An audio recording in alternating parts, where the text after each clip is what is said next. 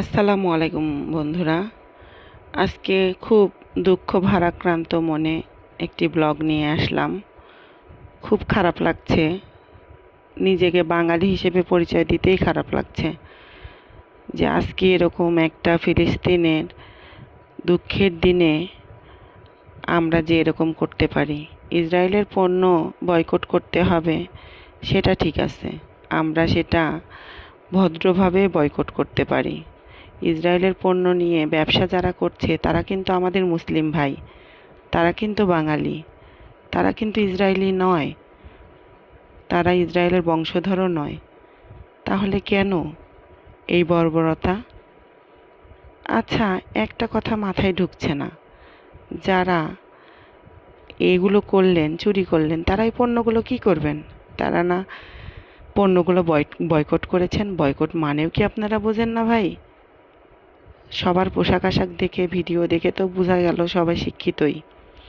মনে হচ্ছিল যে শিক্ষিতই জনগণ এগুলো করছে, কোনো টোকাই বা এরকম টাইপের কাউকে তো দেখলাম না। সবগুলাই দেখলাম যে শিক্ষিত ভদ্র যুবক সমাজ।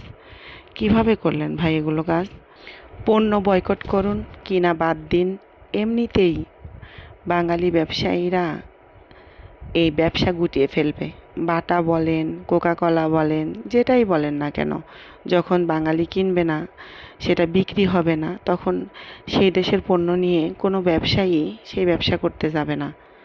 এটা সাধারণ বিষয়, সবার মাথাতেই ঢোকা উচিত। কিন্তু আপনারা এই সুযোগে বাঙালি জাতির মান সম্মান সব নষ্ট করলেন। এগুলো মিডিয়াতে কিন্তু পুরো বিশ্ববাসীই দেখে।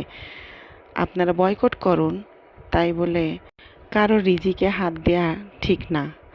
আপনারা চুরি করছেন, ডাকাতি করতেছেন, লুটতরাজ করতেছেন, এগুলো কি মানুষ ভালো বলে? আপনারা কিসের ইমানের পক্ষে যুদ্ধ করবেন, জিহাদ করবেন? আপনারা না প্রতিবাদ করছেন অমুসলিমদের পক্ষে, কিন্তু কিভাবে করলেন? আপনারাই তো মুসলিমদের ক্ষতি করছেন, ইসরায়েলের বংশধর আপনারা। আপনারা যেটা করলেন সেটাই প্রমাণ করলেন যে আপনাদের মধ্যে ইসরায়েলি বসবাস করছে।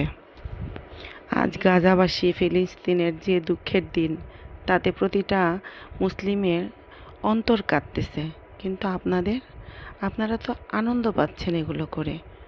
আপনারা তাদের তো কিছুই করতে পারছেন না, উল্টো মুসলিমদের কাঁদাচ্ছেন।